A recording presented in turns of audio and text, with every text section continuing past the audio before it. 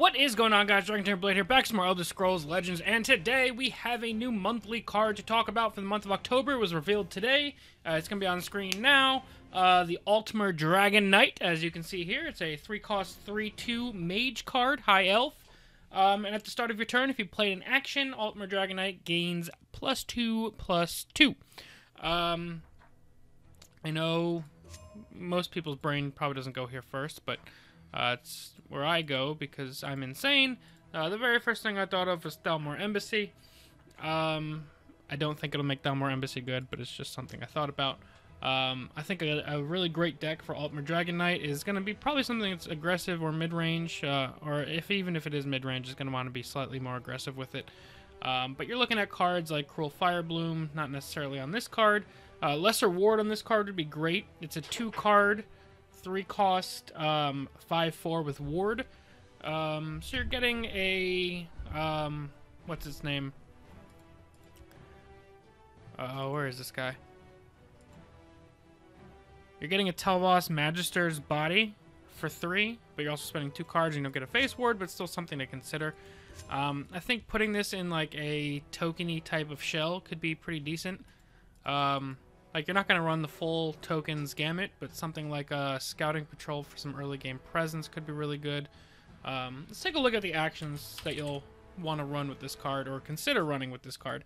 Well, Lesser Ward's obviously great. Firebolt you're not going to run because of this card, but it's probably a card you're going to run in your Mage deck anyway. So it gives you a cheap card to combo with Altmer Dragonknight to remove an opposing creature and obviously buff that card. Crystal Tower Crafter you could consider running again, because now you have 2 cards that get buffed because of actions. I don't know if there's quite enough to make Crystal Tower Crafter playable again, but who knows. Ice Spike becomes even better.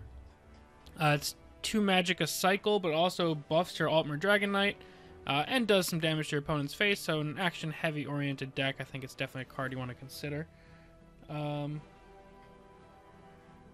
Shimmerine Peddler is a card that I would definitely run with Altmer Dragonknight. You want to gonna be spending actions to buff this card, so being able to draw cards for playing actions, specifically cheap actions, could be a solid thing. And maybe you also run Namira Shrine with Shimmerine Peddler, just to kind of constantly be cycling and playing actions. That might be a little too all-in on the theme, but it's something to consider. Obviously, just all of these regular actions are going to be just as good as they've always been. I don't think you quite run Ice Wraith, although getting more Ice Spikes could be solid. Thorana is something you can consider, and probably would be running in a deck like that anyway. Not just for the discounted Ice Spikes, but just getting free actions, free Spirit Knives, things like that into your deck could be solid. I don't think you could run it in a Stealer Secrets deck, although it's definitely an option. I still don't think Mage's Guild Retreat is quite there yet, as much as I love the card. Although if you're playing enough cheap actions to trigger Altmer Dragonknight, maybe Mage's Guild Retreat can kind of be your top end. And if you're playing like a bunch of removal spells to try and keep the board clear, maybe Mage's Guild Retreat can come in for you. I'm not going to hold my breath on that one. I think Crassius' Favor is a fine inclusion to a pseudo-token shell.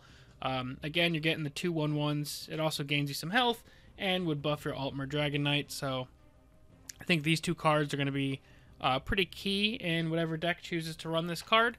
Like I said, you kind of start with a aggressive token shell and just tweak it a little bit with some non-token cards. That's where the Dragonknight would come in. I don't think you run Imperial Reinforcements anymore in that deck, but something like Warcry could be doable. All of whatever normal removal spells you choose to run are still fine, as well as like a Crushing Blow, or I don't know if you quite want to run Mage's Trick, although the cycle would be great. So if you're playing Thorana, Mage's Trick becomes even better, and I think maybe I would consider if I'm running Thorana, because anything that draws a card, you don't care about playing with Thorana on the board, because then when you get your 0-cost card back, it's not like it slows down your draw. That's always my biggest worry when I'm playing Thorana is, let's say I shuffle in 0-cost Ice Storms. If Ice Storm stops being good in this matchup, that's just a dead card. While, yeah, I can play it for free, that's a card that is going to clog up my other better draws. So something like Mage's Trick, while not great, you could consider running with Thorana, because you'll be able to just cycle it afterwards. Obviously, Iron is amazing. It makes your actions cost less, so you can trigger more of them for your Shimmerine Peddlers, your Crystal Tower Crafters, your Altmer Dragonknights. This really has me wanting to try Action Mage when I get this new card. You could also run it in a Tribunal deck, which Healing Hands would make Altmer Dragonknight a 3-cost, 2-card, 6/5 instead of a 5/4.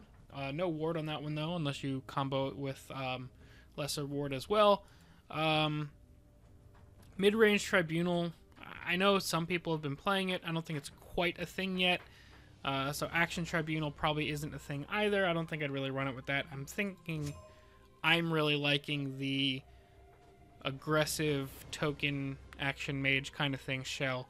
And then you can kind of, since most of your cards are going to be yellow, or even if you don't feel comfortable running like the Resolute Ally, you can run something like Divine Fervor.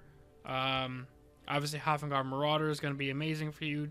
And I would even consider running, which I think is a very underrated card, Light of the Three. Gives you something to do with your Magicka in the late game, as well as buffing your lane full of what I assume to have been summoned tokens at this point.